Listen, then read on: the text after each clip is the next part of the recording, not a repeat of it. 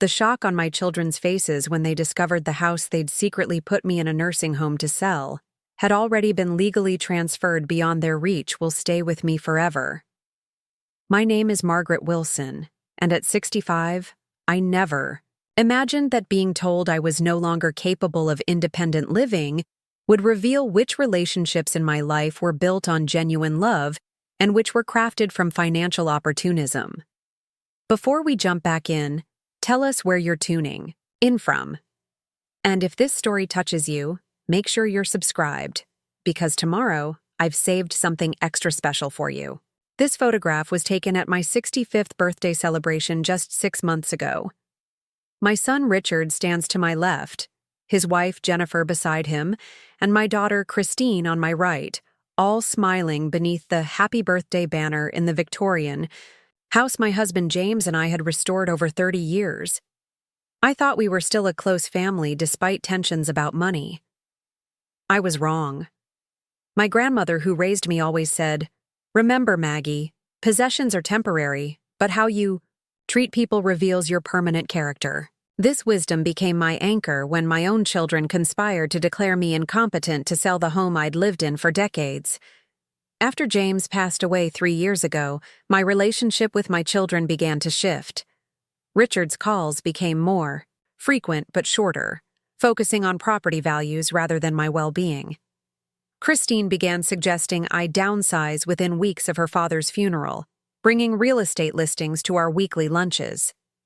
"Mom, this house is just too much for you to handle alone," became their constant refrain, though I'd been managing well with occasional help from my neighbor Martha, a retired nurse who had become my closest friend. The first warning sign came when Richard offered to help with my finances, asking for access to all my accounts. When I declined, explaining that my accountant had everything in order, I noticed his quickly concealed flash of annoyance. Their coordinated campaign escalated after I mentioned meeting with James's attorney about updating my will. Suddenly, both children became intensely interested, offering to drive me there, asking to sit in, just to make sure everything was properly explained. What they didn't know was that James and I had long discussions before his death about our concerns regarding our children's financial irresponsibility. Richard had accumulated significant debt from failed ventures, while Christine's spending habits had led to 2 bankruptcies. James had structured his estate to provide for me completely while ensuring the children couldn't access their inheritance until they demonstrated financial stability. The crisis began when Richard and Christine proposed a family vacation to give you a break from maintaining this big house, Mom. They suggested a 2-week stay at a lakeside resort. Having not taken a vacation since James died, I agreed, grateful for what seemed like genuine concern. Martha seemed uneasy about the plan. "It's strange they're so insistent about this particular resort," she observed as she helped me pack. "And why do they need your medical records for a family vacation?" The resort turned out to be Lakeside Gardens, a senior living facility with a memory care unit. What had been described as check-in procedures was actually an admission process. The vacation suite was a small room in the assisted living wing. "This is just temporary, Mom, while we get some repairs done on the house," Richard assured me as a staff member took my suitcase. 3 days into my vacation, Dr. Lambert appeared for what was described as a routine wellness check. The examination focused extensively on cognitive assessment, questions about the current president, the date, simple arithmetic, a dementia screening protocol I didn't recognize at the time. Over the next week, Richard or Christine visited daily, each bringing paperwork requiring my signature, just insurance forms, or standard releases for the house repairs. I signed several documents, though I insisted on keeping copies. Another habit James had instilled that would later prove crucial. It was Martha who unraveled their scheme. Concerned by my sudden absence, she went to Michael Abernathy, our attorney, with her concerns. Together, they discovered that Richard and Christine had initiated guardianship proceedings, claiming I was suffering from early dementia. The routine evaluation had been arranged to support their petition. The insurance forms included documents giving them power of attorney. Most disturbingly, they had already listed my house for sale, with a showing scheduled for the following weekend. When Martha finally reached me by claiming to be my sister, the full extent of the betrayal came crushing down. "Margaret, they're trying to sell your house," she said without preamble. "Michael and I have seen the listing." Getting out proved difficult. When I approached the front desk stating I was leaving, the administrator seemed oddly hesitant. "Mrs. Wilson, your children have indicated you're here for extended care. We can't release you without proper discharge paperwork." "Am I being held against my will?" I asked directly. "Because unless you have legal guardianship documents or a court order, I am a competent adult, free to leave." My years as a high school principal had equipped me with authority that caught the administrator off guard. She returned with a strained smile after making a phone call.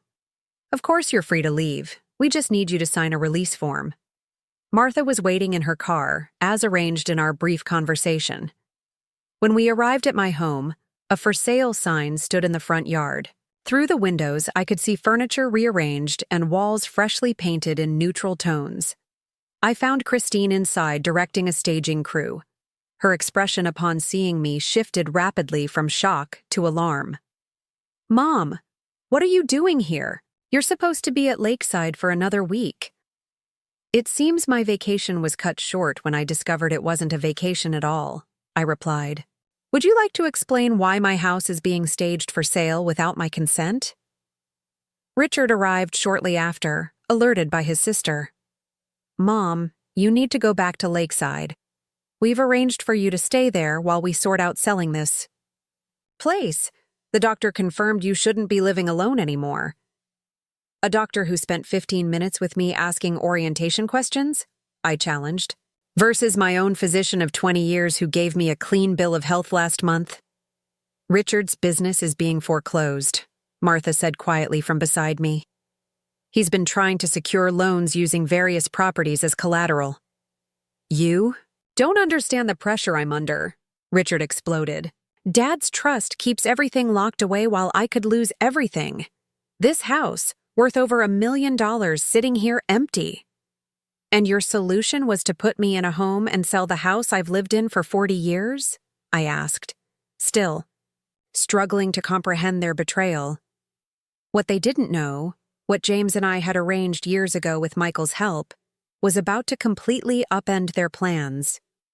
But as I stood in my partially staged living room, confronting my children's breathtaking betrayal, I couldn't yet bring myself to deliver the final piece of information that would end their scheme once and for all. The tension in my living room was thick enough to cut with a knife as Richard paced angrily, and Christine hovered near the staging crew, who were now awkwardly pretending to be busy while clearly eavesdropping on our family drama. Richard's outburst about his financial troubles had stripped away the last pretense that their scheme was motivated by concern for my well-being. "I think it's time for your staging crew to leave," I said firmly to Christine, using the same authoritative tone that had kept order in high school hallways for 3 decades. To my mild surprise, she nodded and quickly ushered them out, mumbling something about continuing tomorrow. When the door closed behind the last stager, an uncomfortable silence settled over the 3 of us. Martha remained steadfastly by my side, her presence providing both practical and moral support in a way my own children had utterly failed to do. "So let me understand this clearly," I said, breaking the silence. "You fabricated concerns about my mental competence, tricked me into a memory care facility, forged or misrepresented documents to gain power of attorney, and attempted to sell my home, all because Richard has financial problems?" "It's not that simple, Mom," Christine protested, though her voice lacked conviction. "We were worried about you living alone in this big house, and the money from the sale would have provided for your care and conveniently solved Richard's financial crisis," I finished for her. "How much of the proceeds were actually earmarked for my care, Christine? Or was that just a convenient justification?" Their uncomfortable glances at each other told me everything I needed to know. "We would have made sure you were comfortable," Richard insisted, though he couldn't quite meet my eyes. Lakeside has very nice accommodations in their long-term care wing. Accommodations I never agreed to, I pointed out. Accommodations I was tricked into under the guise of a family vacation. Accommodations that were meant to be permanent without my knowledge or consent. The doorbell's chime interrupted what promised to be another round of hollow justifications. Martha moved to answer it, returning moments later with Michael Abernathy, who carried a leather portfolio under his arm. His presence seemed to instantly deflate Richard's defensive posture. "Mrs. Wilson," Michael greeted me formally, though the warmth in his eyes conveyed his relief at seeing me home, and apparently well. "I'm glad to see you've been able to return to your residence." His deliberate use of legal terminology wasn't lost on anyone in the room. "What are you doing here?" Richard demanded, his tone shifting from defensive to hostile. "This is a family matter." "I'm here in my capacity as Mrs. Wilson's attorney," Michael replied calmly, "and also as the executor of your father's estate, which makes this very much my concern." He turned to me. "I've brought the documents you requested, Margaret."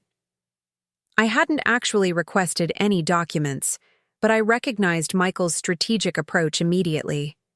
He was creating a narrative that I had been in contact with him all along, undermining any suggestion that I had been isolated or unaware of my children's actions.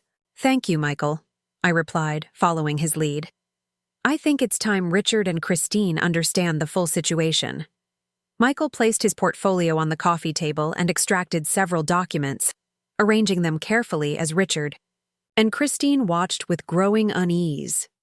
"First," Michael began professionally, "I have here the results of Mrs. Wilson's comprehensive neuropsychological evaluation performed 3 weeks ago by Dr. Eleanor Chen, a respected specialist in geriatric cognition. As you can see, it conclusively demonstrates that Mrs. Wilson shows absolutely no signs of cognitive impairment, dementia, or inability to manage her personal affairs." He slid the document toward my children, who made no move to examine it. "When did you have this done?" Christine asked, confusion evident in her voice. "When I noticed your sudden interest in my mental capacity," I explained. "When you both started making comments about my forgetfulness and confusion that didn't align with my experiences. Your father always taught me to trust my instincts. When something feels wrong," Michael continued, producing another document. "Second, I have here Mrs. Wilson's durable power of attorney, executed and notarized 3 years ago, naming myself as her legal representative in the event she becomes unable to manage her affairs, with explicit instructions that neither Richard nor Christine Wilson are to be granted such authority under any circumstances." The shock on my children's faces would have been almost comical if the situation weren't so painful. "Dad agreed to that?" Richard asked incredulously. "Your father not only agreed," he insisted, I told him quietly. "He loved you both very much, but he had no illusions about your financial judgment." Michael laid out a third document. "Further, I have here certification that all documents purportedly signed by Mrs. Wilson in the past 2 weeks are being formally challenged as obtained under false pretenses or duress, and potentially forged. I've already spoken with Dr. Lambert at Lakeside Gardens, who has admitted he was asked to perform a cognitive assessment without Mrs. Wilson's informed consent or knowledge of its purpose." Christine paled visibly. "He told you that?" People often become remarkably forthcoming when faced with potential liability for elder abuse and medical ethics violations, Michael observed dryly. Particularly when the elder in question was formerly Principal Wilson, who still sits on the board of the Medical Ethics Committee at County Hospital. But it was the final document Michael produced that truly silenced the room. "Lastly, and perhaps most relevantly to your current project," he said, sliding forward a deed, "I have here the property transfer executed 18 months ago, transferring ownership of this house from Margaret Wilson personally into the Wilson Family Preservation Trust, with highly specific conditions regarding its use and disposal." Richard snatched up the document, scanning it with increasingly frantic eyes. This can't be legal. The house has been in Mom's name since Dad died. The house was in my name, I corrected him gently. Past tense. Your father and I arranged the transfer well before his death, with the execution date set for 1 year after his passing. He wanted to ensure I would always have a safe home, regardless of any pressures that might emerge. What does this mean? Christine demanded, looking between Michael and me. It means, Michael explained with professional detachment, that this house cannot be sold during Mrs. Wilson's lifetime without unanimous approval from the trust board, which consists of Mrs. Wilson, myself, and Judge Caroline Hamada, James's cousin and not coincidentally a specialist in elder law. The implications settled heavily in the room as Richard and Christine began to comprehend the thoroughness with which their father had protected me from exactly the scenario they had attempted to create.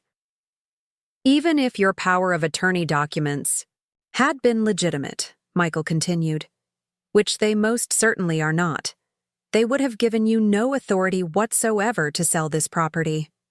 Mrs. Wilson herself no longer has the unilateral right to sell it, by her own choice and design. Richard collapsed onto the sofa, the fight visibly draining from him. So, what happens now? He asked, his voice smaller than I had heard it since he was a child facing consequences for misbehavior. That, I said firmly, depends on your next actions. Martha, who had been silently observing this entire exchange, spoke up. I should give you privacy for this family discussion, she offered, moving toward the door. No, I said, reaching for her hand. You've earned the right to be here more than some actual family members. Please stay. Turning back to my children, I took a deep breath and considered my words carefully.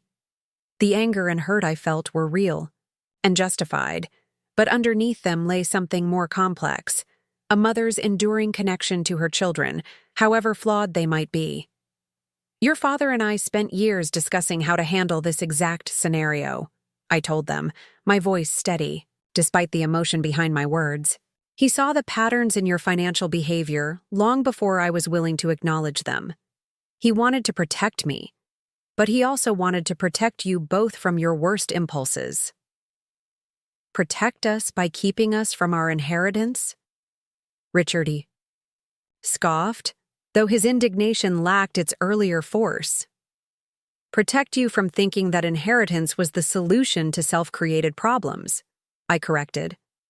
The trust doesn't just secure my home, Richard. It establishes conditions for both of you to receive meaningful financial support, contingent upon demonstrated responsibility.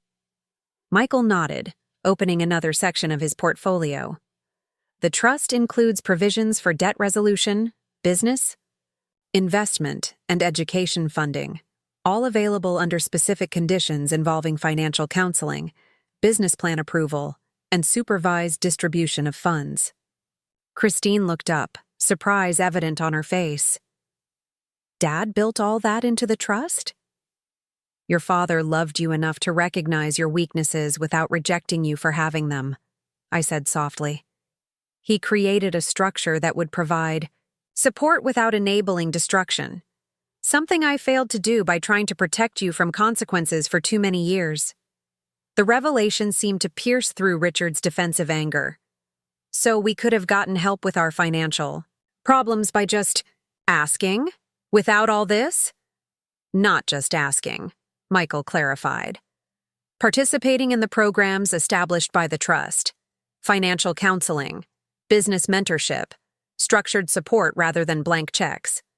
But yes, I added, you could have received substantial help without resorting to having your mother declared incompetent and institutionalized. The blunt phrasing landed heavily, as I had intended it to. Sometimes healing requires first acknowledging the full extent of the wound. What will you do now? Christine asked, fear finally replacing defensiveness in her expression. Are you going to press charges?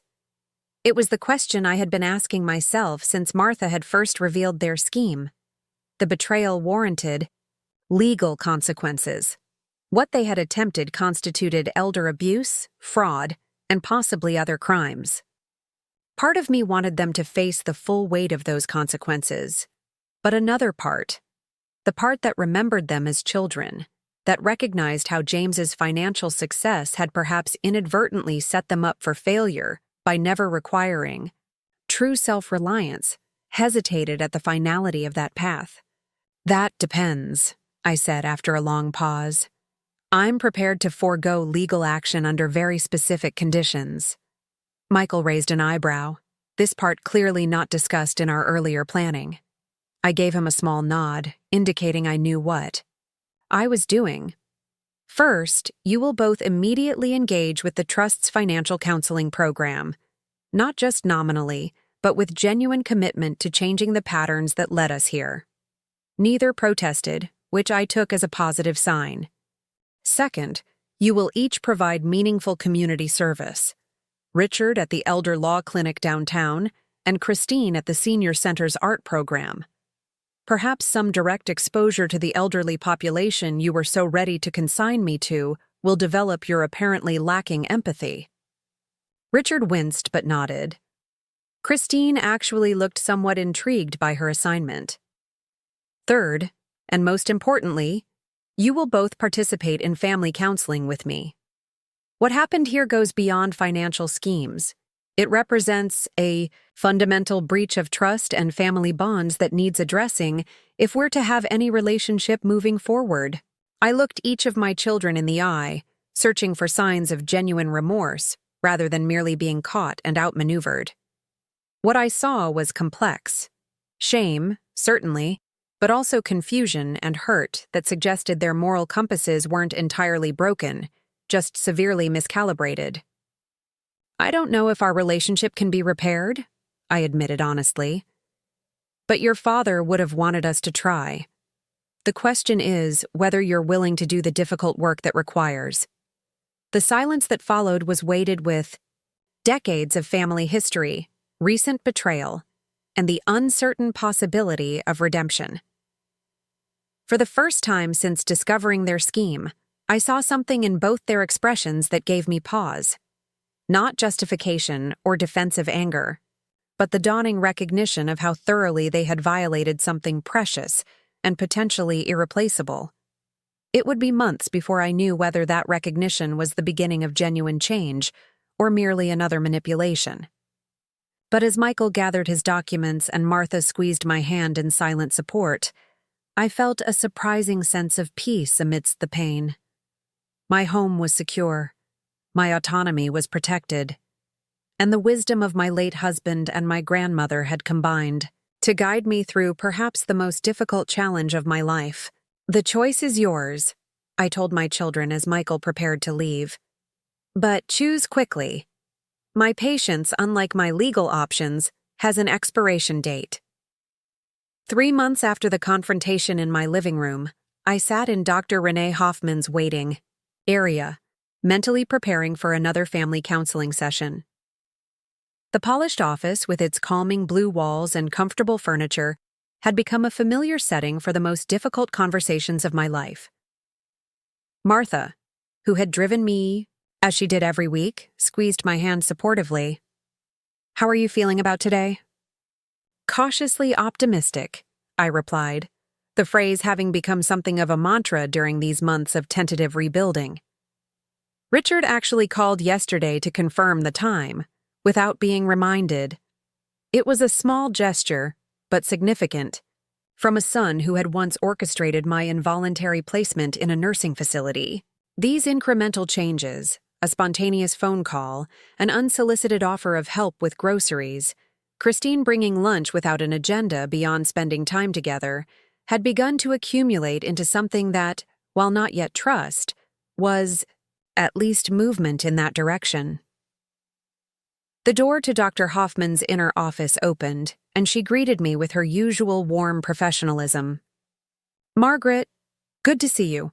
Richard and Christine are already here." I nodded to Martha, our established signal that I was okay proceeding alone, and followed Dr. Hoffman into the room where my children waited. The seating arrangement told its own story of our evolving dynamics. 3 months ago, they had huddled together on the sofa like co-conspirators. Today, they sat in separate chairs, each having gradually developed individual accountability rather than their previous united front. "Before we begin," Dr. Hoffman said once I was seated, "I'd like to acknowledge that today marks 3 months since you started this process. That's a significant milestone in family reconciliation work." Richard shifted uncomfortably in his chair, still finding these sessions challenging despite his consistent attendance. Christine, who had adapted more readily to the therapy format, nodded in agreement with Dr. Hoffman's observation. "Margaret, would you like to open by sharing your reflections on these 3 months?" Dr. Hoffman prompted. I took a moment to organize my thoughts, aware that my words carried significant weight in this delicate rebuilding process. 3 months ago, I discovered my children had conspired to have me declared incompetent and institutionalized for financial gain. I began directly, using the clear language Dr. Hoffman had encouraged, rather than softening the reality of what had happened. Today, I'm sitting in a room with them voluntarily, which represents progress I wasn't certain was possible. Christine's eyes glistened with unshed tears. Richard studied the carpet, his jaw tight with what I had come to recognize as shame rather than defensiveness. "I've seen efforts from both of you," I continued. "Richard, your work at the Elder Law Clinic has changed something in your perspective. Christine, your reports from the Senior Center Art Program show genuine engagement rather than just checking a box. These weren't easy commitments to make or keep." "It's the least we could do," Christine said quietly. "After what we tried to—" She stopped, still struggling with directly naming their actions. "After we betrayed your trust and tried to steal your home," Richard finished for her, the blunt acknowledgement representing months of difficult therapy work. Early sessions had been filled with justifications and minimizations. "We were just trying to help. You would have been taken care of. The house was going to waste." Dr. Hoffman nodded approvingly at Richard's straightforward statement. "That kind of direct accountability is important. How does it feel, Richard, to name the action so clearly?" "Awful," he admitted. "But necessary. I can't change something I won't even acknowledge doing." This, too, marked significant progress from the angry, defensive man who had first entered therapy under duress, viewing it merely as a way to avoid legal consequences. "I'd like to discuss something specific today," I said, redirecting the conversation to a topic I'd been contemplating for weeks. "I want to talk about your father's foresight and what that means for our family moving forward." Both Richard and Christine straightened slightly, their father's memory still evoking complicated emotions. James had been gone for 3 years, but his protective measures had proven just how well he had understood the family dynamics. "Dad knew exactly what would happen," Christine observed with a hint of bitterness. "He predicted we would try to sell the house out from under you." "He understood patterns," I corrected gently. "Your father watched both of you struggle with financial management from your teenage years onward. He saw Richard's business ventures collapse from overexpansion and Christine's credit card debt accumulate despite multiple bailouts. Rather than becoming defensive as they once would have, both listened with reluctant acknowledgement. But what I've come to appreciate," I continued, "is that he created the trust not just to protect me, but as a safety net for you both as well. He could have simply written you out of his will or left everything to charity. Instead, he built a structure that would force the growth he knew you both needed." Dr. Hoffman leaned forward slightly. "That's an interesting perspective, Margaret. You're suggesting James's arrangements were actually an act of care rather than just control?" "Exactly," I nodded. "Which is why I've made a decision about the next phase of our relationship and the trust's implementation." The tension in the room shifted, both my children visibly bracing themselves for what might be coming. "Michael Abernathy has confirmed that both of you have fully complied with the financial counseling requirements for these past 3 months. Richard, your debt management plan has been approved by the trust committee. Christine, your business proposal for the art therapy program has been reviewed and found viable." Their surprise was evident. Neither had known their participation was being formally evaluated against the trust's requirements. This means, I continued, that as of next month, the trust can begin disbursing the first phase of structured financial support. Richard, that includes the debt consolidation funds you've been working toward. Christine, the startup capital for your art therapy program with the senior center. The shock on their faces might have been comical in another context. They had been so focused on meeting my conditions to avoid legal consequences that they hadn't realized they were simultaneously qualifying for the trust benefits their father had established. "You're actually going to release funds to us?" Richard asked incredulously. "After what we did?" "I'm not releasing anything," I clarified. "The trust is functioning exactly as your father designed it. You've met the qualifying conditions through your own efforts. My personal forgiveness and the trust's financial structures are separate matters, though not unrelated." Christine wiped at a tear that had finally escaped. "We don't deserve this." "Perhaps not," I acknowledged honestly. "But deserving isn't always the point of family. Your father believed in second chances coupled with safeguards. The funds come with continuing oversight and specific usage requirements." Dr. Hoffman observed our interaction with clinical interest. "Margaret, this appears to be a significant step in your personal journey. Can you speak to how you arrived at this point?" I considered the question carefully, aware that my children were listening intently for insights into my thought process. "Three things have guided me," I replied after a moment. "First, my grandmother's wisdom that possessions are temporary, but how we treat people reveals permanent character. I've watched both Richard and Christine begin the difficult work of rebuilding their character through consistent actions, not just words." Richard swallowed hard, the reference to character clearly resonating. "Second, I've thought deeply about what James would want. He created a system of consequences coupled with opportunity. Not punishment for its own sake, but accountability, with purpose." "And third," Dr. Hoffman prompted when I paused, "third, I've recognized that holding on to anger, however justified, would ultimately diminish my life more than it would impact theirs. I'm not interested in punishment that serves no constructive purpose." Christine leaned forward. "Does this mean you forgive us?" The directness of her question took me by surprise, though it shouldn't have. Throughout our childhood, she had always been the one to seek explicit resolution to conflicts, uncomfortable with ambiguity. "Forgiveness isn't a single moment," said carefully. "It's a process. I'm choosing to move in that direction rather than its opposite. But trust and forgiveness aren't the same thing. Trust will take much longer to rebuild, if it ever fully can be." Dr. Hoffman nodded approvingly at the nuanced response. "That's a very healthy distinction to make, Margaret."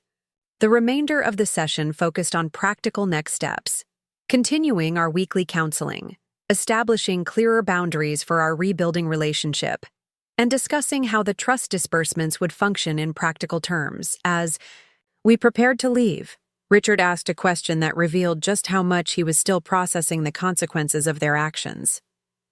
"Mom, do you ever think about what would have happened if Dad hadn't set up the trust? If you hadn't had Michael and Martha to help you?" The question sent a chill through me, forcing me to confront the vulnerability that all older adults face, particularly those without financial resources or strong support networks. "I think about it every Tuesday and Thursday afternoon," I replied.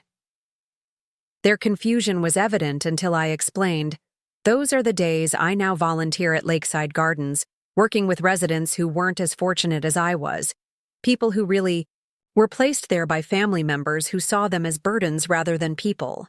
The shock on their faces confirmed they hadn't known about this newest addition to my weekly routine. "You volunteer at the facility we tried to—" Richard couldn't even complete the sentence. "Life offers strange symmetry sometimes," I acknowledged. "Many of the residents there have stories similar to what mine could have been. The difference is, they didn't have a James who anticipated problems, or a Martha who recognized warning signs, or a Michael who knew how to navigate the legal system." How can you stand to go there? Christine asked, visibly disturbed by the thought. Because those people deserve advocacy and connection, I explained simply. And because it reminds me of an important truth. What happened in our family isn't rare or exceptional. It's happening to elderly parents every day, many without the resources to protect themselves. We parted in the parking lot with our newly established ritual, a brief hug that acknowledged our biological connection without pretending our relationship had returned to normal. As they walked to their separate cars, I saw Martha waiting in hers nearby, her presence a reminder of the authentic friendship that had proven more reliable than family ties in my moment of crisis. "How did it go?" she asked as I settled into the passenger seat. "Another step forward," I replied. "Small, but real." As we drove away, I reflected on the past 3 months, the painful conversations, the gradual shifts in understanding, the tentative rebuilding of connections I had once thought permanently destroyed. The house that had become the center of so much conflict remained my home, secured by James's foresight and my own determination not to be erased from my life story. But the true transformation hadn't been about property at all. It had been about recognizing that family is defined, not by obligation or biology alone, but by how we choose to treat each other when difficult truths are finally brought to light. 1 year after discovering my children's betrayal, I stood in the garden of my Victorian home, supervising the setup for an event I never imagined hosting: the official launch of the Wilson Senior Advocacy Foundation. White chairs were arranged in neat rows on the lawn, a small podium positioned beneath the ancient oak tree James and I had preserved during our home's restoration decades ago. "The banner should be higher on the left," I called to Richard, who was balancing on a ladder while Christine held it steady. The sight of my children working together, not to undermine me but to support something meaningful, still struck me as somewhat surreal after everything we had been through. "Better?" Richard adjusted the banner proclaiming the Foundation's mission: protecting elderly independence through education, advocacy, and community. "Perfect," I confirmed, checking another item off my meticulously organized list. Martha approached, carrying a tray of lemonade. At 72, she moved a bit more slowly than a year ago, but her eyes retained their sharp intelligence and unwavering loyalty. "The caterers just arrived," she reported. "And Michael called to say he's running 10 minutes late but bringing extra copies of the brochures." I nodded, taking a glass of lemonade gratefully. "I still can't quite believe we're doing this." "Which part?" Martha asked with the gentle teasing of a true friend. "The part where your children are now advocating for elder rights?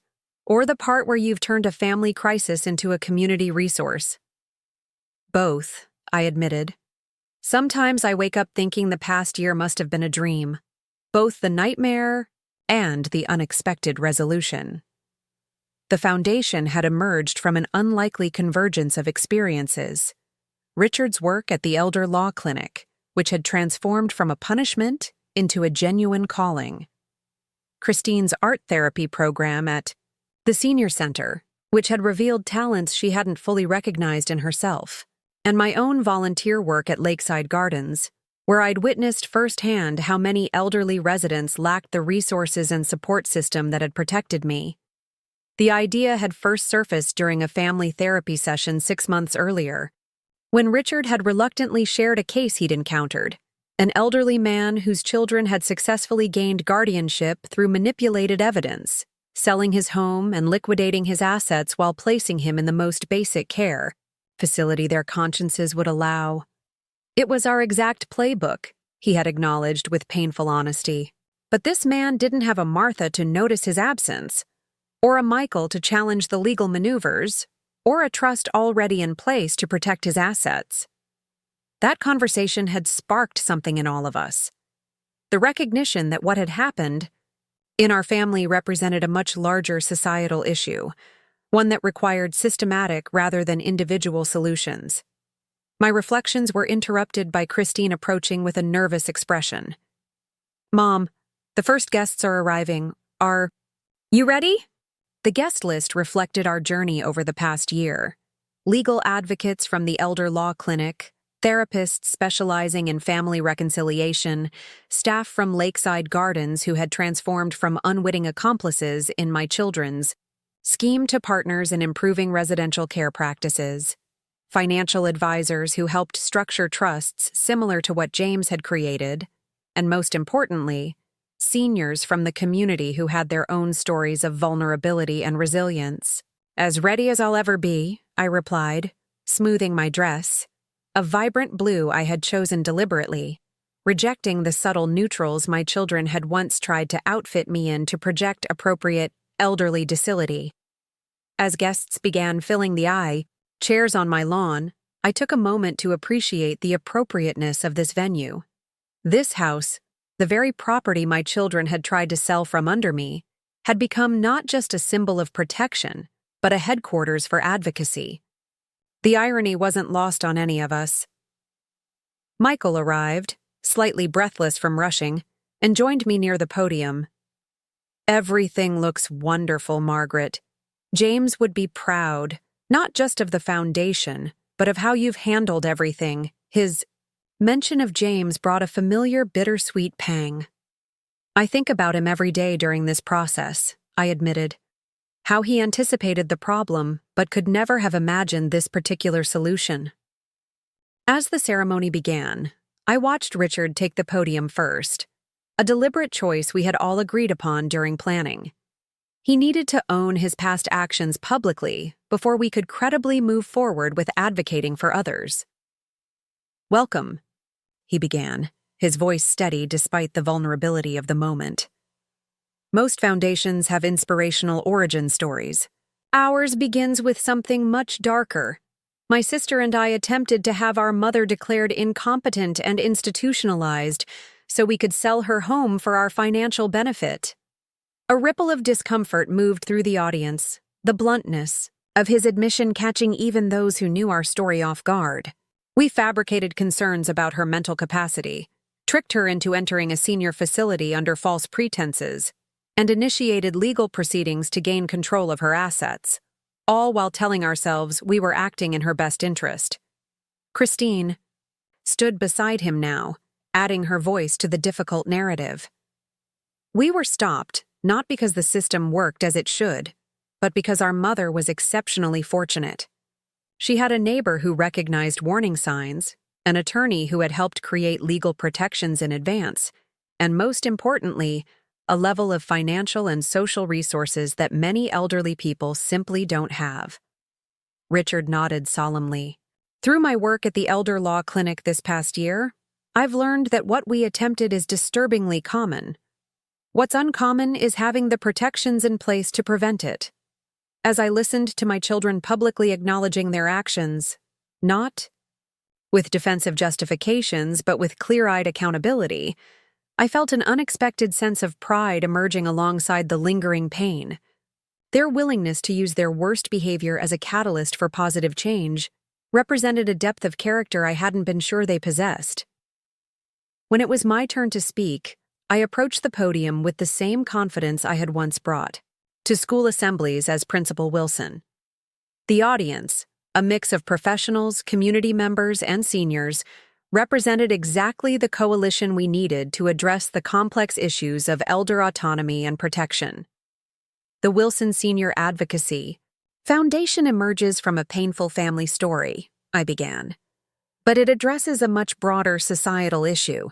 Our mission is threefold: education about the legal tools that can protect senior independence before crisis occurs, advocacy for stronger safeguards within the guardianship system, and community building to ensure no elder faces these challenges alone.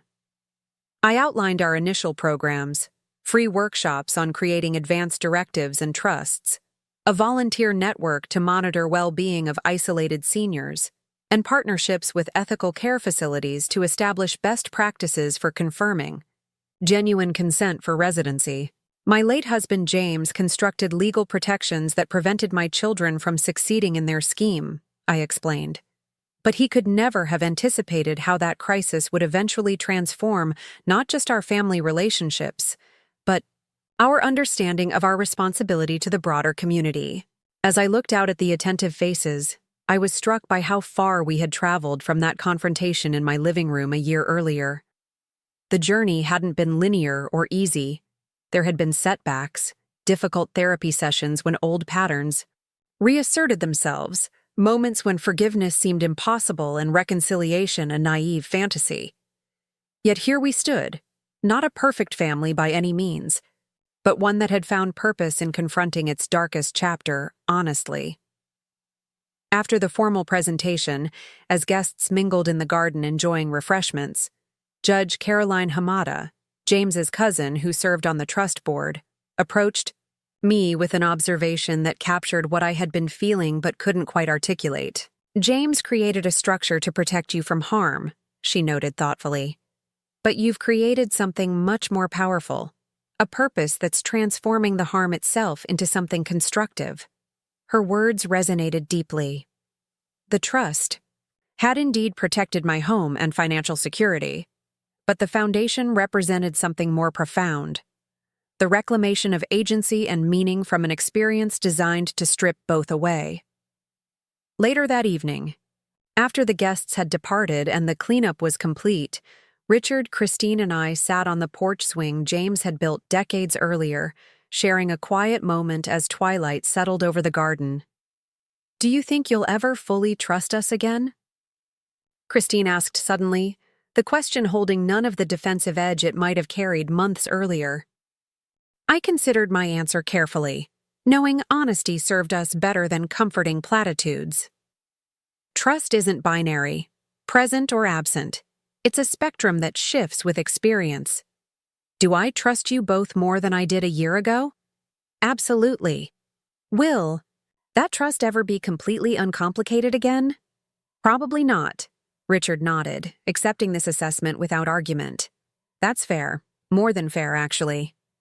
But I do trust your commitment to the foundation, I added, acknowledging the genuine passion both had developed for our shared work. And I trust that you've learned from what happened in ways that have fundamentally changed you. We sat in contemplative silence for a while, the porch swing creaking gently before Christine spoke again. "When I think about what we almost did," she shook her head, still struggling with the reality of their actions a year later. "Focus instead on what we're doing now," I suggested.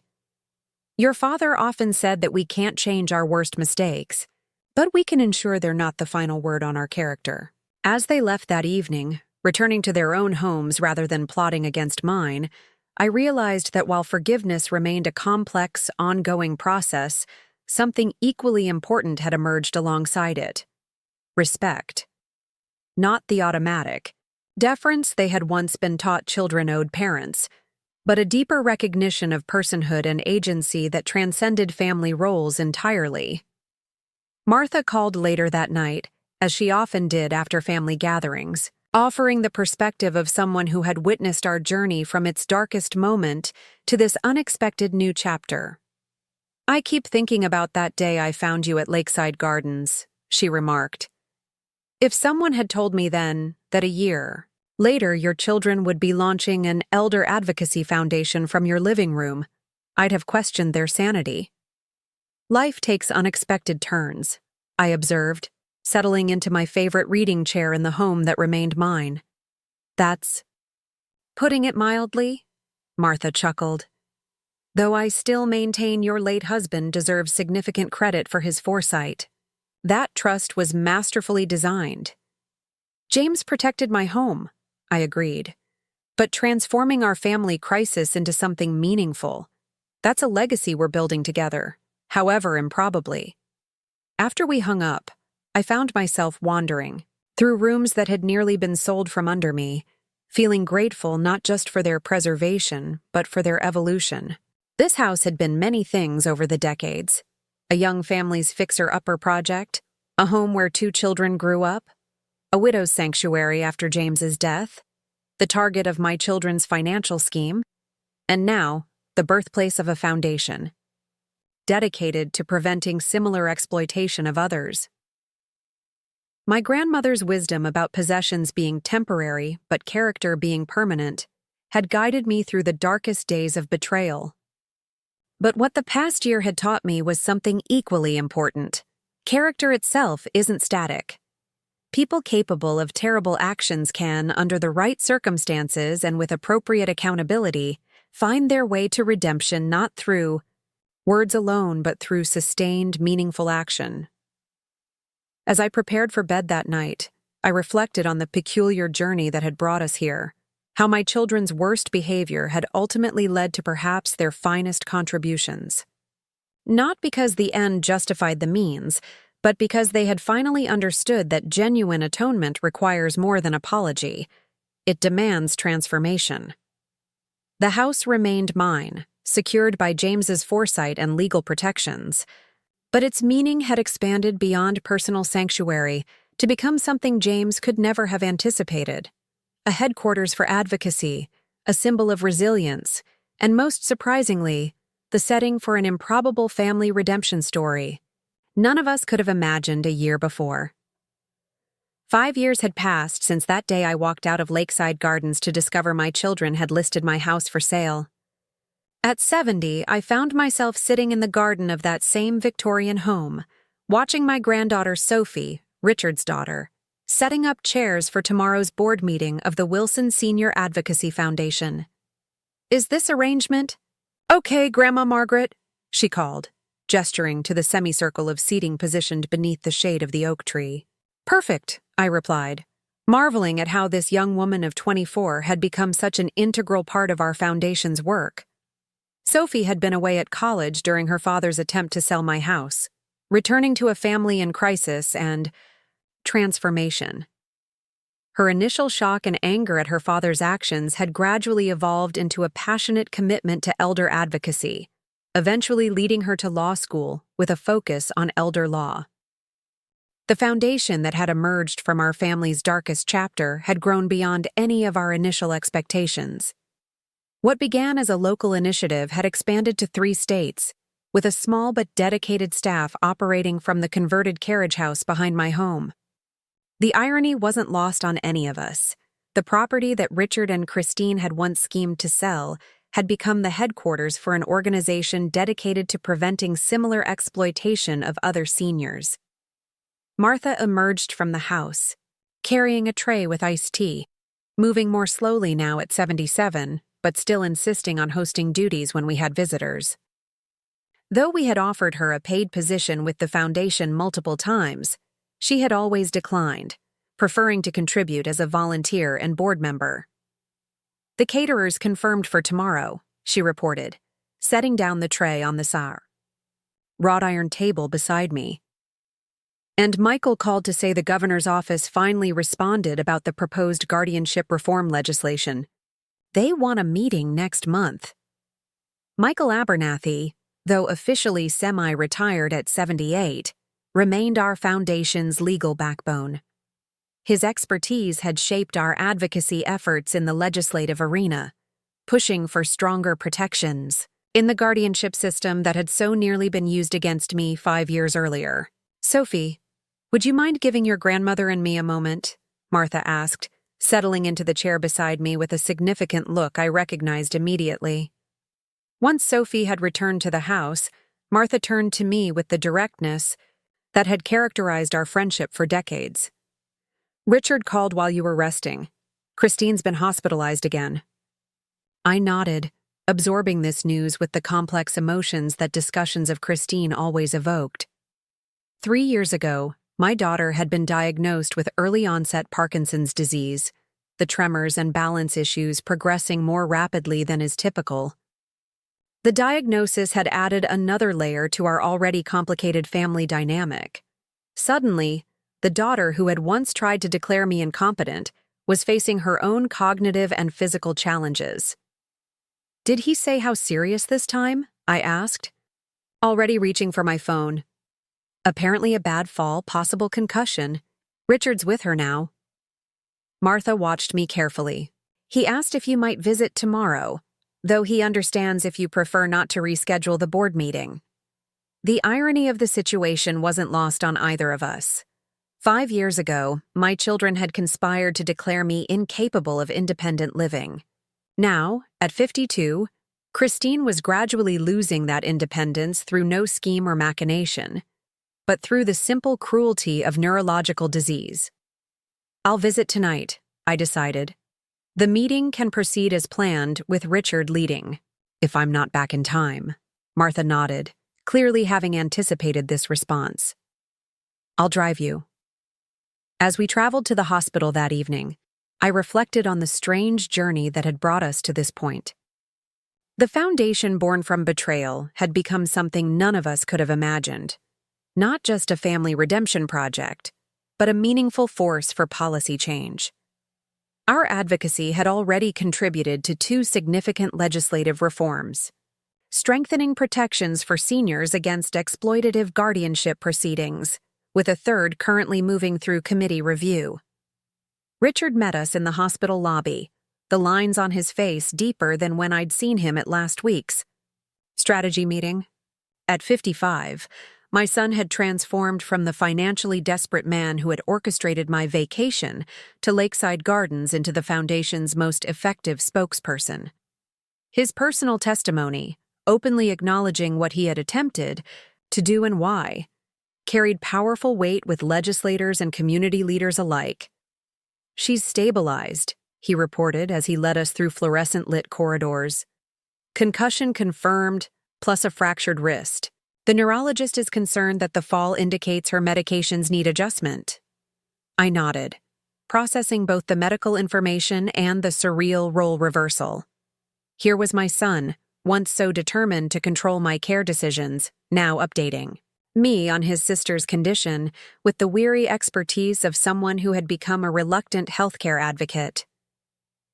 Christine's hospital room was dimly lit, monitors beeping softly beside her bed. Her once vibrant appearance had been gradually altered by both disease and medication. Her movements either unnaturally still or punctuated by tremors she couldn't control. Her face less expressive, her once sharp features softened. "Mom," she acknowledged as I approached, her voice quieter than it once had been. "You didn't need to come. The board meeting can proceed without me if necessary," I completed, taking the seat beside her bed. "How are you feeling?" "Embarrassed," she admitted with a flicker of her old directness. "I should have used the walker like they keep telling me." The conversation that followed was gentle but substantive. Discussion of her treatment plan, modifications needed for her apartment, and the research study her neurologist had suggested she might qualify for. Throughout, I found myself hyper-aware of the parallels with conversations once held about me, without my knowledge or consent. "I've been thinking," Christine said after a lull, her words carefully formed against the disease's interference, "about the trust Dad created for us, and the foundation you created from it." I waited, allowing her the time she needed to organize her thoughts, a courtesy my children had not extended to me when orchestrating my vacation 5 years earlier. "It's so strange," she continued.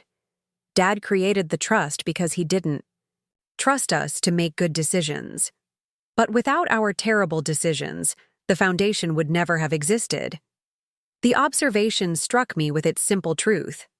James had indeed established the trust out of concern for our children's financial judgment, never imagining it would eventually lead to an organization helping thousands of other seniors secure their own legal protections. "Life takes unexpected turns," I offered, the phrase having become something of a personal mantra. "I've updated my advance directives," Christine said suddenly, changing direction with the abruptness that sometimes characterized her communication now. "Named Sophie as my healthcare proxy instead of Richard. He has enough responsibility already." The practical consideration of her future care needs, addressed directly rather than through manipulation or denial, represented how far we had all traveled from the family dynamics of 5 years ago. "That seems wise," I acknowledged. "Have you discussed it with both of them?" She nodded, wincing slightly at the movement. "Sophie's already reviewed everything with Michael. She's going to be an excellent elder law attorney." The pride in her voice when speaking of her niece reflected another evolution, the genuine appreciation for Sophie's dedication to a cause born from our family's failure. When we left the hospital 2 hours later, Richard walked us to the parking lot, the spring evening cool enough to require light jackets.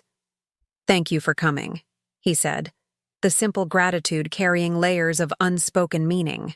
"I know hospital visits aren't exactly pleasant memories for you, given how we tried to—" He stopped, still finding it difficult to directly name their actions even after years of therapy and public advocacy.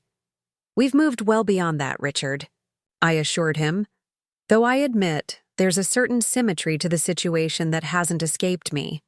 He nodded, understanding exactly what I meant. "I think about it every time I take Christine to a doctor's appointment or help her navigate the healthcare bureaucracy. How easily the vulnerable can be marginalized, even with the best intentions." "Your intentions weren't exactly the best," Martha observed dryly, her loyalty to me undiminished by years of family reconciliation work. Rather than becoming defensive, Richard acknowledged the truth with a rueful nod. "No, they weren't, which makes the Foundation's work even more important. We need systems that protect people regardless of their family's intentions." As Martha drove us home, the streetlights illuminating the familiar route, I found myself reflecting on my grandmother's wisdom that had guided me through the crisis 5 years earlier. "Remember, Maggie, possessions are temporary, but how you treat people reveals your permanent character." What I couldn't have understood then was how character itself could transform. Not overnight, but through sustained effort and genuine accountability. My children had indeed revealed their character through their scheme to take my home. But that revelation had not been the end of their story or our family's. "You know what still amazes me?"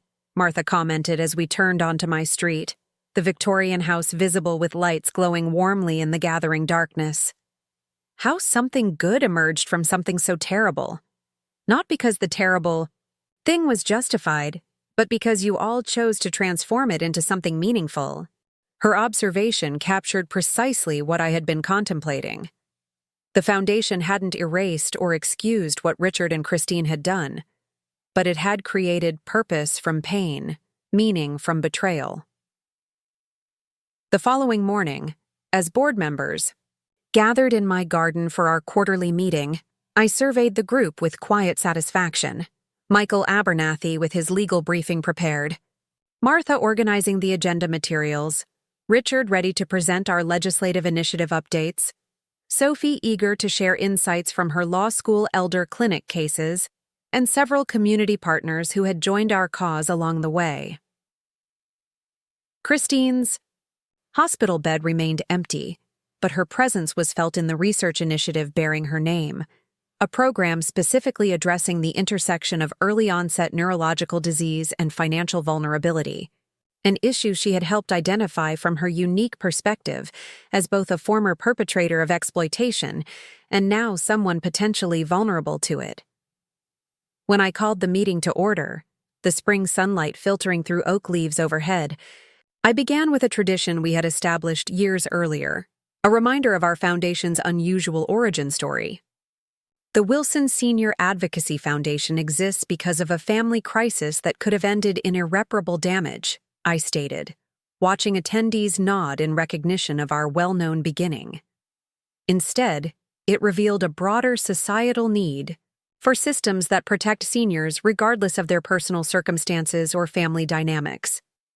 As I spoke those familiar words, I realized how profoundly my perspective had evolved over 5 years. What had begun as a personal trauma had expanded into a much larger mission. The house that had once been the focus of family conflict had become merely the setting for work that extended far beyond property or possessions. Later that evening, alone in the home that remained mine through James's foresight and my own determination, I reviewed notes from the day's productive meeting. The Foundation's 5th anniversary gala was approaching, and we had ambitious goals for the coming year, expanding our legal clinic services, launching a new financial literacy program for seniors, and advancing the guardianship reform legislation, now gaining bipartisan support. My phone chimed with a message from Sophie. "Staying at the hospital tonight with Aunt Christine. She asked me to tell you the doctor approved her attending the foundation gala next month if her condition remains stable. She says, some symmetry should be acknowledged in person." The message brought an unexpected smile, recognizing Christine's characteristic directness even through her niece's relaying. 5 years earlier, I could never have imagined my daughter viewing her medical vulnerability as a form of symmetry to be acknowledged rather than hidden, a perspective that spoke volumes about our shared journey. As I prepared for bed that night, I found myself drawn to the antique jewelry box on my dresser, a gift from James on our 30th anniversary. Inside lay a small worn piece of paper on which I had written my grandmother's wisdom decades ago. The words remained unchanged, but my understanding of them had deepened immeasurably. Possessions were indeed temporary. Even this beloved house would eventually pass to new owners. But character, I had learned, was neither entirely permanent nor completely malleable. It existed in a more complex space, capable of terrible failures but also remarkable growth, revealing itself continually through choices made in moments both ordinary and extraordinary. 5 years after my children's betrayal had revealed the worst of their character, their ongoing efforts at redemption continued to reveal something different. Not perfection or complete transformation, but the sustained commitment to being better than their worst actions. Not because those actions could be erased or excused, but because they had finally understood my grandmother's wisdom. How we treat people, especially at their most vulnerable, ultimately defines who we truly are. 10 years had passed since that fateful day when I escaped from Lakeside Gardens to find my children staging my house for sale. At 75, I found myself walking slowly through the corridors of that same facility, though under vastly different circumstances. The Wilson Senior Advocacy Foundation was hosting its annual training for care facility staff, and as founder, I had been asked to deliver the opening address. "Margaret, we need to adjust the audiovisual setup before the attendees arrive," called Diane Morales, our foundation's executive director. At 35, she brought an energy and strategic vision that had helped transform our family's redemption project into a nationally recognized advocacy organization. "I'll be right there," I replied, pausing to look around the facility's main lobby. Lakeside Gardens had changed considerably over the decade, partly due to our foundation's influence. What had once been primarily a memory care facility with questionable admission practices had expanded to include genuine independent living options, transparent consent protocols, and resident-directed programming. The administrator who had hesitantly allowed me to leave 10 years ago had been replaced by a geriatric social worker with a genuine commitment to resident autonomy. As I made my way toward the conference room, I passed a familiar figure in the hallway, Dr. Lambert, the physician who had conducted that routine wellness check that was actually a dementia screening orchestrated by my children. He had aged significantly, his formerly confident stride now cautious. "Mrs. Wilson," he acknowledged with clear discomfort, evidently recognizing me despite the passing years. "Dr. Lambert," I replied evenly. "I believe you're attending our ethics training today?" He nodded, his discomfort palpable. The medical director made it mandatory for all affiliated physicians. "Excellent," I responded with professional courtesy. "I think you'll find the session on informed consent particularly relevant." This brief exchange represented another way. Life had come full circle. The doctor who had once been an unwitting, or perhaps willingly blind, accomplice in my children's scheme was now being required to learn proper protocols for assessing elderly patients. Not through public humiliation or punishment, but through systematic reform that our foundation had helped implement. The conference room was filling with attendees as I entered: nursing staff, administrators, social workers, and physicians from Lakeside and several other regional facilities. While I recognized only a few faces from my brief residency 10 years earlier, The knowledge that this room contained people with the power to either protect or exploit vulnerable seniors lent gravity to the occasion. At the front of the room stood Christine, now 62, using her mobility scooter to navigate the space. Despite the continued progression of her Parkinson's disease, she had become one of our most effective trainers, her personal story evolving from a cautionary tale to a powerful testimony about capacity, dignity, and the complex nature of vulnerability. "Mom," she greeted me with a smile that took visible effort against her facial rigidity. "We've got almost full attendance. Even the reluctant ones showed up." Her glance toward Dr. Lambert didn't escape my notice. Christine's journey over the past decade had been complicated, her diagnosis coming just 3 years after our family reconciliation began, forcing all of us to navigate a new dynamic where the daughter who had once tried to declare me incompetent was gradually losing certain capacities herself. The symmetry, as she often noted with her characteristic directness, was almost too perfect to be coincidental. "Nervous?" she asked as we awaited the official start time. "Not about speaking," I replied honestly. "Though being back in this building still evokes certain memories." She nodded, understanding without need for elaboration. "For me too, but from the other side now. Every time I conduct a training here, I remember bringing those insurance forms for you to sign. The perfect crime, we thought." The frank acknowledgement of her past actions without defensiveness or excessive self-flagellation represented years of therapeutic work and genuine accountability. Christine had never sought to excuse what she and Richard had done, but she had found a way to transform that history into education that protected others. As the room filled completely, I noticed Richard slipping in through the side door. 65. My son had recently retired from his financial consulting practice to focus full-time on our foundation's legislative advocacy work. His experience navigating corporate and political environments had proved invaluable as we pushed for stronger protections against elder exploitation. Diane called the session to order, introducing me with a brief summary of both our foundation's work and its unusual origin story. A family crisis transformed into systemic advocacy. This transparent approach had become our trademark, never hiding the uncomfortable truth that our organization had emerged from my own children's attempt to exploit me. As I took the podium, I surveyed the audience of professionals whose daily decisions impacted the dignity and autonomy of seniors in their care. Some were clearly engaged and enthusiastic. Others appeared to be fulfilling a mandatory requirement with minimal investment. And a few, like Dr. Lambert, seemed distinctly uncomfortable with our focus on elder rights.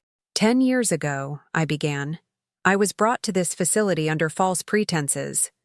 My children told me we were taking a family vacation, but their actual plan was to have me declared incompetent, gain control of my assets, and sell my home for their financial benefit.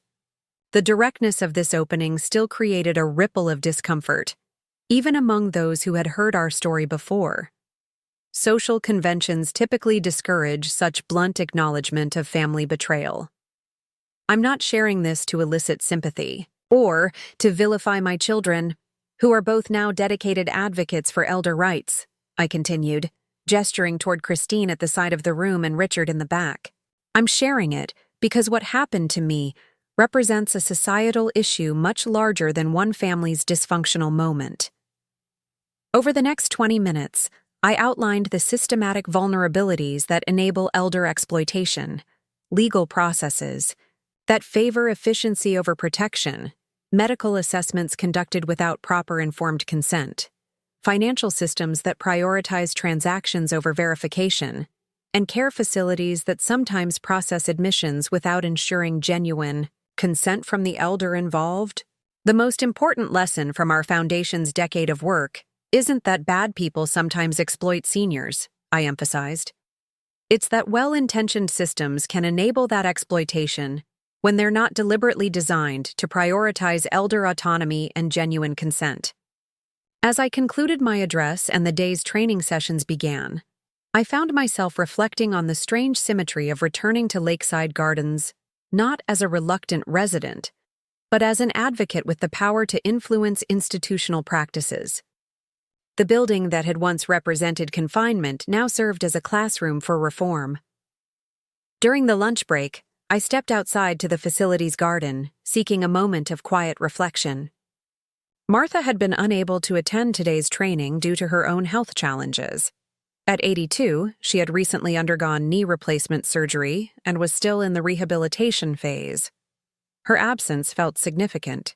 She had been such a constant presence throughout this decade-long journey. I was surprised when Dr. Lambert approached, his hesitation evident in every step. "Mrs. Wilson," he began awkwardly, "I've wanted to apologize for my role in what happened 10 years ago. I should have ensured you understood why I was conducting that cognitive assessment and obtained proper informed consent." His apology seemed genuine, if belated. "Thank you, Doctor. What matters most now is applying those ethics to your current patients." He nodded soberly. "Your foundation's work has changed practices significantly. The protocols we follow now are much more protective of patient autonomy and dignity." This acknowledgement of systemic impact felt more meaningful than personal apology. Individual remorse had its place, but transforming the systems that enable exploitation had always been our foundation's primary goal. As the afternoon sessions progressed, I observed Christine conducting a training module on recognizing subtle signs of cognitive change without presuming incapacity. Her own experience, with Parkinson's-related cognitive fluctuations lending authenticity to her presentation. Richard facilitated a session on financial exploitation warning signs, drawing on his intimate knowledge of the techniques he had once attempted to use against me. The day concluded with a panel discussion including several lakeside residents who shared their experiences navigating the delicate balance between accepting necessary assistance and maintaining personal autonomy. Their perspectives, simultaneously vulnerable and authoritative, captured exactly why our foundation's resident-centered approach had proven so effective. As we packed up our materials at day's end, Richard approached with an expression that suggested something significant on his mind. "What is it?" I asked, recognizing the look from countless foundation meetings over the years. "I've been thinking about the house," he said, referring to my Victorian home that remained the foundation's headquarters. "About what happens to the foundation when you're no longer living there." The question of succession planning had been recurring with increasing frequency as I approached my mid-70s. While my health remained good, pragmatism demanded considering the foundation's future beyond my lifetime. "The trust provisions are clear," I reminded him. "The house transfers to the foundation permanently after my death, with specific protections, to prevent sale or significant modification without unanimous board approval." He nodded. "I know the legal aspects are handled. I'm thinking more about the symbolic significance. That house represents both our worst failure as a family and our most meaningful contribution.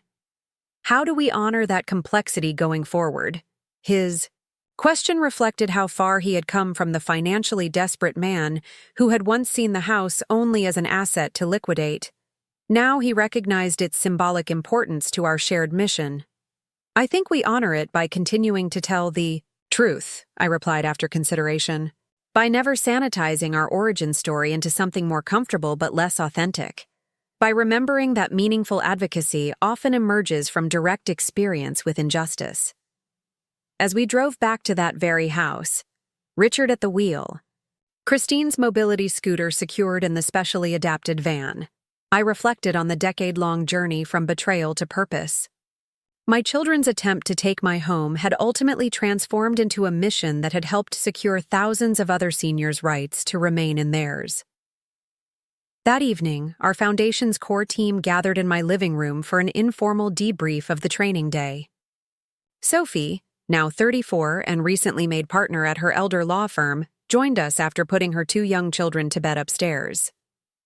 Martha participated via video call from her rehabilitation facility, her determined recovery evident in her insistence on maintaining involvement despite physical limitations.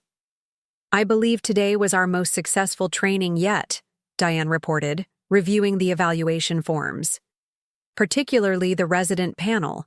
Their lived experience perspective really shifted the conversation. That's always been our most effective approach, Richard observed, balancing professional expertise with direct testimony from those most affected. As the discussion continued, I found myself observing more than participating, taking in the scene of my living room filled with passionate advocates whose work had emerged, however improbably, from my family's darkest chapter. Martha's voice came through the tablet speaker, still sharp despite her 82 years. "Margaret, you're looking philosophical over there. Penny for your thoughts?" The question drew everyone's attention, conversations pausing as they awaited my response.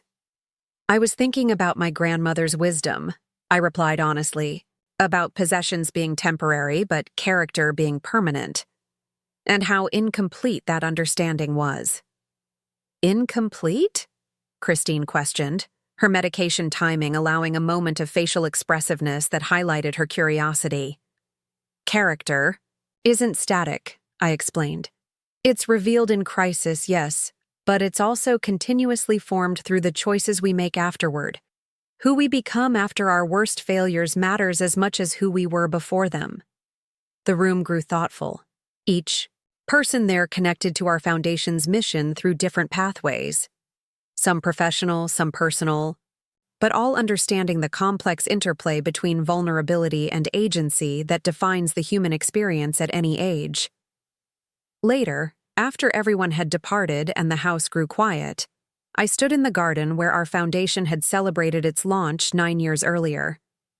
The Victorian home that had almost been sold from under me now housed not just my personal life, but a mission that extended far beyond property or family legacy. My grandmother's wisdom about possessions and character had guided me through the crisis of betrayal, but the decades since had taught me something equally valuable. Transformation, while never guaranteed, remains perpetually possible. Not through simplistic apologies or performative remorse, but through sustained commitment to living differently in the aftermath of failure. The house still belonged to me, secured by James's foresight and legal protections, but its meaning had expanded far beyond personal property to become something neither James nor I could have imagined. A headquarters for advocacy, a symbol of resilience, and most remarkably, the setting for an improbable family redemption story that continued to unfold in ways none of us could have predicted. Full circle, indeed. 15 years after my children's attempted betrayal, I celebrated my 80th birthday in the garden of my Victorian home. The weather cooperated beautifully, warm sunshine tempered by a gentle breeze that rustled through the oak leaves overhead. White chairs arranged in casual groupings dotted the lawn, filled with people whose connections to me spanned the entirety of my life's journey. "Speech! Speech!" called someone from the gathering, prompting murmurs of agreement that quickly became a unified chant. Richard approached, offering his arm for support as I rose from my seat at the main table. At 70, my son had grown into his silver hair and lined face, the years adding a dignity that complemented his role as the Foundation's chief legislative advocate. His expression, a mix of pride, love, and lingering traces of an old guilt never completely forgotten, spoke volumes about our complex journey. "I'm not sure 80 earns me the right to subject you all to my philosophizing," I joked, as Richard escorted me to the small podium we'd set up near the oak tree. "On the contrary," called Martha from her wheelchair in the front row, "I'd say it earns you the right to philosophize as long as you damn well please." At 87, Martha's health had declined significantly in recent years, yet her spirit remained indomitable. Our friendship, forged in ordinary neighborly kindness and tempered in the crucible of crisis, had only strengthened with passing decades. She now lived in the east wing of my home, an arrangement that benefited us both as we navigated the challenges of advanced age. Looking out at the gathered faces, I felt a surge of gratitude for life's unexpected turns. The birthday celebration, doubled as a recognition event for the Wilson Senior Advocacy Foundation's 15th anniversary, a milestone few had expected us to reach when we began as a small family redemption project. 15 years ago, I began. I found myself in circumstances I never could have imagined.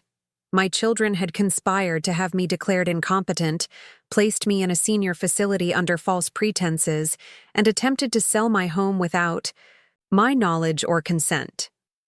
The directness still occasionally startled people unfamiliar with our foundation's origin story, but transparency had become our hallmark. Richard and Christine, seated beside her mobility scooter at a nearby table, no longer flinched at these public acknowledgments of their past actions. I could never have predicted that this betrayal would eventually lead to one of the most meaningful chapters of my life, I continued. Our foundation's work has helped secure legislative protections for vulnerable seniors in 18 states, established ethical training programs in over 50 care facilities, and provided direct advocacy services to more than 3,000 families navigating elder care challenges. Applause rippled through the audience, particularly from those who had witnessed our organization's growth from humble beginnings to national influence. But today, I want to focus not on statistics or achievements, but on transformation. Not just of systems and policies, but of human hearts, including my own. I gestured toward Christine, whose Parkinson's had progressed to require full-time care assistance, though her mind remained sharp and engaged with our work. My daughter, who once schemed to declare me incompetent, has become one of our most effective advocates for person-centered care approaches, drawing on her dual perspective as both a former perpetrator and now someone experiencing vulnerability herself.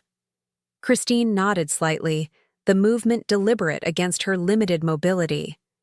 Her journey had perhaps been the most profound, from conspirator in elder exploitation to someone whose own progressive condition had taught her firsthand about the delicate balance between independence and necessary support. Richard, who once saw my home primarily as an asset to liquidate, has channeled his professional skills and personal remorse into legislative advocacy that has materially improved protections for thousands of seniors he will never meet. My son's eyes glistened with emotion as scattered applause acknowledged his contributions to our mission.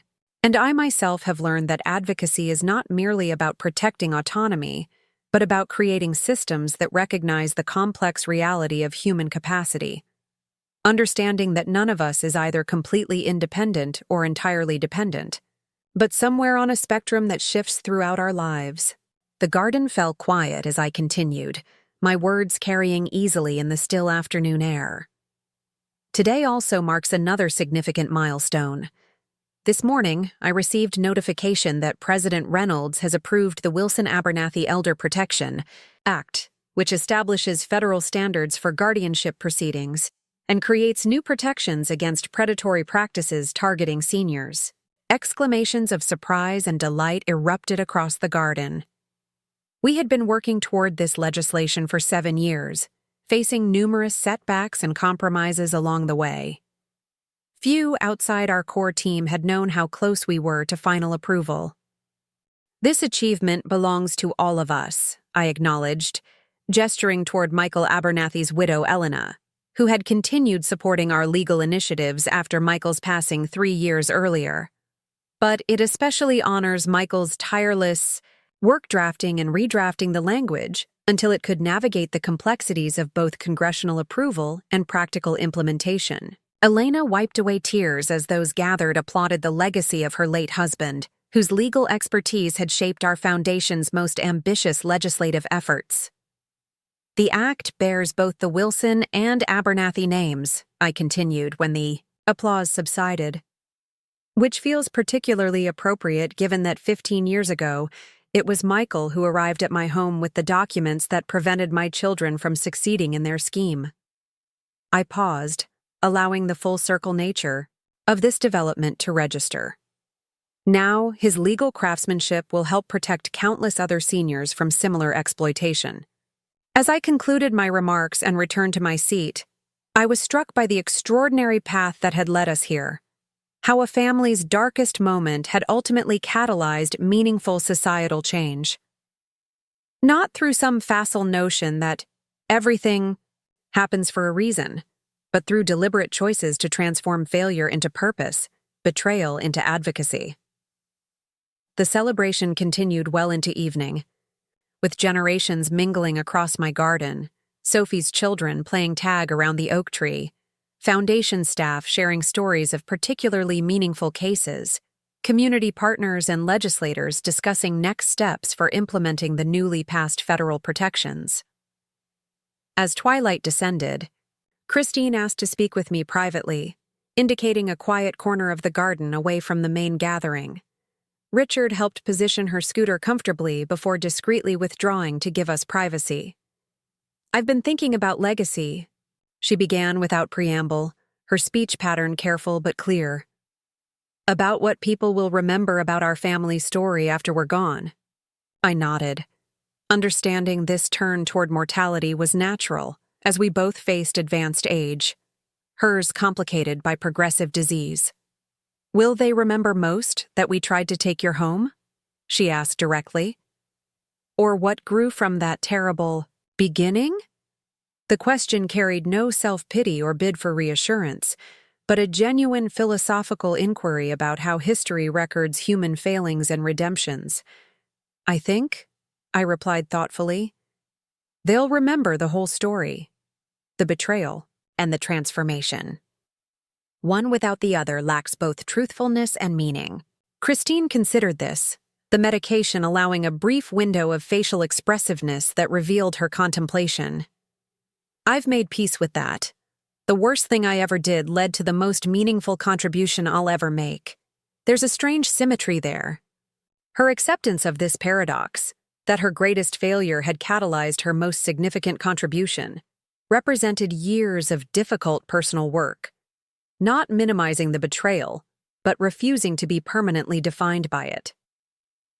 "The foundation has received another major grant," she informed me, changing topics with the directness that had always characterized her communication style, specifically for expanding the dual perspective training program I developed. This program had become particularly effective in recent years, pairing seniors who had experienced exploitation with reformed perpetrators, including former financial scammers, unethical guardians, and healthcare proxy abusers, to create training, materials that captured both sides of elder exploitation scenarios. Christine's own story, as both former perpetrator and current vulnerable adult, gave her unique credibility in this work. "That's wonderful news," I acknowledged. "Your dual perspective approach has proven remarkably effective." "They want to name it after me?" she continued, visible discomfort with this recognition evident despite her limited expressiveness. "The Christine Wilson Initiative for Perspective Transformation." "That seems entirely appropriate," I observed. "Your willingness to use your own story, both parts of it, has been courageous and impactful." She shook her head slightly, the movement small but deliberate. "I've been thinking it should be the Martha Sullivan Initiative instead." The suggestion surprised me. "Martha? Why?" "Because none of this would exist without her," Christine explained simply. "She recognized what was happening when we took you to Lakeside. She contacted Michael. She helped you escape.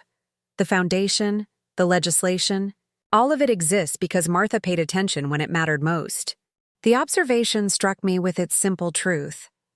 Martha's role in our family story often received less emphasis in public retellings, yet her intervention had indeed been the crucial factor that altered the trajectory of events 15 years ago. "Martha would be honored," I said, looking toward my dear friend across the garden, now dozing peacefully in her wheelchair as the evening progressed. "Though she'd probably say something plain-spoken and profane about not needing recognition." Christine managed a small smile. "Exactly why she deserves it." Our conversation was interrupted by Diane Morales, now the Foundation's president, approaching with someone I didn't immediately recognize. a distinguished woman in her 60s wearing the distinctive blue lapel pin of a federal judge. "Margaret, I'd like to introduce Judge Elena Watkins," Diane said. "She'll be chairing the implementation committee for the Wilson-Abernathy Act and specifically requested to meet you today." The judge extended her hand with evident respect. "Mrs. Wilson, it's truly an honor. Your foundation's work provided the essential framework for this legislation." As we engaged in conversation about implementation strategies and potential challenges, I found myself reflecting on the extraordinary circle of influence that had expanded from the intimate betrayal in my living room 15 years earlier. How personal pain had gradually transformed into structural reform that would outlast any of us. Later that night, after the last guests had departed and Martha had been settled comfortably in her room, I sat alone in my garden beneath a blanket of stars. The house behind me, the very property my children had schemed to sell, had become not just my home, but a physical embodiment of resilience and purpose. Sophie joined me silently, draping a shawl around my shoulders against the evening chill before taking the adjacent chair. "Quite a day, Grandma Margaret," she observed, her voice carrying the quiet confidence she'd developed as both a successful attorney and foundation board member. "Federal legislation, major new grant announcement, your 80th birthday, foundation, anniversary, all at once." "Life offers strange symmetry sometimes," I replied, echoing words I'd spoken to Christine earlier. We sat in comfortable silence for a while before Sophie asked a question she'd never directly posed before. "Do you ever wonder how different things might have been if Dad and Aunt Christine had succeeded? If they'd managed to sell this house before you discovered their plan?" The question wasn't merely hypothetical. As an elder law attorney, Sophie regularly encountered families where similar schemes had indeed succeeded. Vulnerable seniors displaced from their homes, their assets liquidated, their autonomy compromised. "I think about it every time we advocate for someone who wasn't as fortunate as I was," I acknowledged. "Every time we encounter a senior who didn't have a Martha in their life to notice their sudden absence, or a Michael to help navigate legal protections, or the financial resources to fight back. That's why the federal legislation matters so much," Sophie observed. "It creates protections that don't depend on having those particular advantages."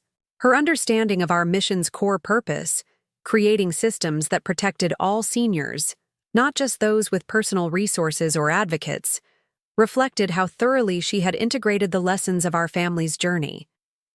As she bid me good night and returned inside, I remained in the garden a while longer, contemplating how recognition had come in forms I could never have anticipated 15 years earlier. Not just awards or legislation bearing our name, but the deeper recognition that meaningful change often emerges from confronting painful truths with both accountability and purpose. My grandmother's wisdom about possessions being temporary, but character being permanent had guided me through the initial crisis. But life's subsequent chapters had revealed a more complex truth. Character itself isn't static, but continuously formed through how we respond to our failures and successes alike. The Wilson-Abernathy Elder Protection Act would help protect countless seniors from exploitation similar to what my children had attempted. Christine's dual perspective training program would help care providers understand both sides of vulnerability and autonomy. Richard's legislative advocacy would continue strengthening systemic safeguards at state and federal levels. And this house, the property that had once been the focus of such destructive scheming, would remain not just my home but the Foundation's headquarters long after I was gone. A physical testament to how attempted exploitation had been transformed into enduring protection for others. Recognition had come full circle, acknowledging both the painful origins and meaningful results of our 15-year journey. Not diminishing the betrayal that had started it all, but refusing to let that betrayal be the final word on our family's story or its contribution to the world. 20 years had passed since the day I discovered my children had placed me in Lakeside Gardens to sell my house. At 85, I sat in the sunroom edition of that same Victorian home, watching as Foundation, Staff bustled about preparing for a documentary film crew's arrival. The Wilson Senior Advocacy Foundation had been selected as the subject of a feature-length documentary on transformative approaches to elder advocacy, a recognition that both honored our work and created a valuable opportunity to share our model nationally. Martha had passed away peacefully 3 years earlier at the age of 92, leaving a void in my daily life that remained palpable despite the passage of time. Her final request, characteristically practical and direct, had been for her ashes to be scattered beneath the oak tree in my garden, where I can keep an eye on things and make sure nobody tries any foolishness with Margaret again. True to her wishes, the oak now served as both memorial and meeting place, its spreading branches shading the stone bench engraved with words that captured Martha's essence. Friendship sees clearly when family is blind. Richard entered the sunroom, moving more carefully these days at 75, but still maintaining an active role in the Foundation's legislative initiatives. "The film crew will be here in an hour," he reported, settling into the chair beside mine. "Diane has everything organized, but she wanted to review the main talking points with you before they arrive." I nodded, appreciating our executive director's thoroughness. At 45, Diane Morales had become not just an organizational leader but something of a daughter figure to me, particularly after Christine's passing 2 years earlier. My daughter's battle with Parkinson's had ended after a particularly severe pneumonia, a common complication in advanced stages of the disease. Her last coherent words to me had been typically direct. "Make sure they tell the whole story, Mom. Both parts matter." That commitment to complete truth, acknowledging both the betrayal that began our journey and the transformative work that followed, remained our Foundation's defining characteristic. Unlike many organizations that sanitize their origin stories into comfortable narratives of visionary leadership, we had always insisted on transparency about the painful reality from which our mission emerged. "Are you nervous about the documentary?" Richard asked, studying my expression with the careful attention he had developed over 2 decades of rebuilding our relationship. "Not nervous," I replied thoughtfully. "Just reflective. 20 years is a significant milestone to document." The Wilson Senior Advocacy Foundation had evolved far beyond our initial vision. What began as a family redemption project now employed 28 staff across 3 offices, operated a legal clinic providing direct services to vulnerable seniors, conducted training for healthcare and legal professionals, and had successfully advocated for protective legislation in 43 states. The Wilson-Abernathy Elder Protection Act, now celebrating its 5th anniversary of federal implementation, had created baseline protections for seniors nationwide. "I've been thinking about measurements of success," I continued, sharing the philosophical reflection that had occupied my thoughts recently, about how differently we might have defined success 20 years ago versus today. Richard nodded, understanding the direction of my thoughts without need for elaboration. 20 years ago, success might have been measured by his financial ventures or Christine's social standing, the very priorities that had led them to view my home primarily as an asset to liquidate, rather than the center of my life and identity. "I was so focused on financial achievement then," he acknowledged, the decades of therapy and accountability work allowing this honest reflection without defensive qualifiers. "I genuinely believed selling this house and moving you to Lakeside was justified by the business opportunity I thought I needed to pursue. And now?" I prompted gently. He gestured toward the Foundation offices visible through the sunroom windows, the converted carriage house where staff coordinated programs that touched thousands of lives. "Now I measure success by impact rather than acquisition, by systems changed rather than assets accumulated." This evolution in perspective hadn't come easily or quickly. It had required years of difficult personal work, professional reorientation, and genuine accountability. Not merely apologizing for past actions, but committing to sustained effort toward different priorities and values. Our conversation was interrupted by the arrival of Sophie, now 49 and recently appointed as a state Supreme Court justice, a position from which she continued advocating for elder justice through jurisprudence and systemic reform. Her teenage children, James and Martha, named for their great-grandfather and my dear friend, accompanied her, immediately engaging in the familiar routine of helping prepare the foundation headquarters for important visitors. The film crew just called, Sophie reported. They're stopping to get establishing shots of the lakeside facility first, then heading here. The documentary's structure, beginning at Lakeside Gardens where our journey started and then transitioning to the foundation headquarters that had emerged from that crisis, perfectly captured the transformative arc of our story. Not minimizing the betrayal, but refusing to let it be the final chapter. As preparation continued around me, I found myself drawn to the small album I kept in my desk drawer, a collection of photographs documenting our foundation's evolution. Over 2 decades. The earliest images showed our first board meeting around my dining room table. Later photographs captured legislative testimony, training sessions, community events, and celebrations of policy victories. But the most meaningful? Images weren't the public moments or formal recognitions. They were the quieter documentation of personal transformation, Richard accepting his first Elder Advocacy Award with genuine humility rather than the corporate confidence that had once defined him. Christine conducting a training session from her mobility scooter, using her own vulnerability to illustrate complex concepts about capacity and autonomy. Sophie arguing her first elder law case, her passion for justice clearly influenced by witnessing both her father's worst failure and his sustained efforts at redemption. These images told a story beyond organizational growth or policy achievement. They documented the gradual, imperfect but genuine transformation of human hearts, including my own, as I had evolved from a betrayed mother seeking justice to a passionate advocate recognizing that meaningful change requires both accountability for past harms and commitment to future improvement.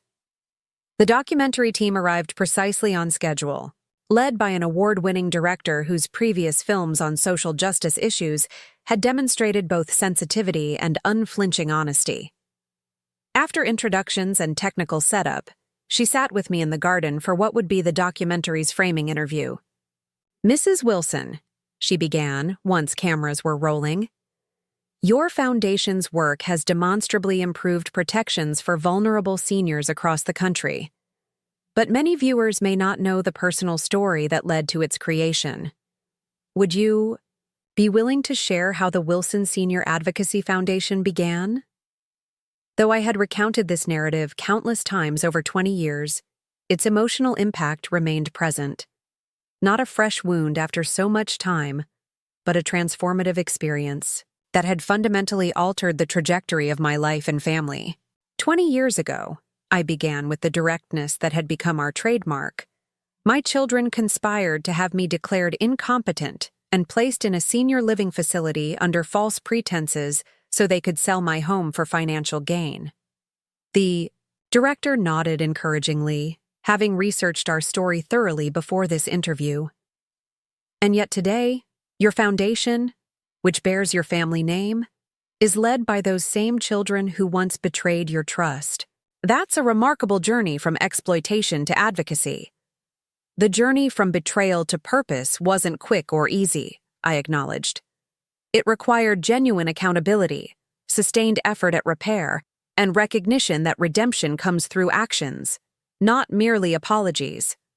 As the interview continued, I found myself reflecting on how our family story had gradually expanded beyond personal reconciliation to become a vehicle for broader societal change. Not because we were exceptional, but because our experience represented patterns of elder vulnerability and exploitation that affected countless families. "Your foundation's approach is unique in its transparency about its origins," the director observed. "Many organizations might have crafted a more comfortable narrative, particularly after achieving the level of impact and recognition you've attained. Why has maintaining that difficult truth remained so important?" "Because whitewashing our beginning would dishonor those we serve," I replied without hesitation. "Many vulnerable seniors face exploitation from those closest to them, family members who justify their actions through claims of protection or necessary care. Acknowledging that our own journey began with such exploitation creates authentic connection with those experiences, rather than positioning ourselves as saviors separate from the problem. The interview expanded to include other Foundation stakeholders, Richard discussing legislative strategies, Sophie explaining legal precedents established through our advocacy, Diane outlining organizational growth and future initiatives. Throughout, the narrative maintained its core integrity, acknowledging both where we had begun and how far we had traveled, without minimizing either. Later that evening, after the film crew had departed with promises to return for additional filming over the coming weeks, I found myself alone in the garden.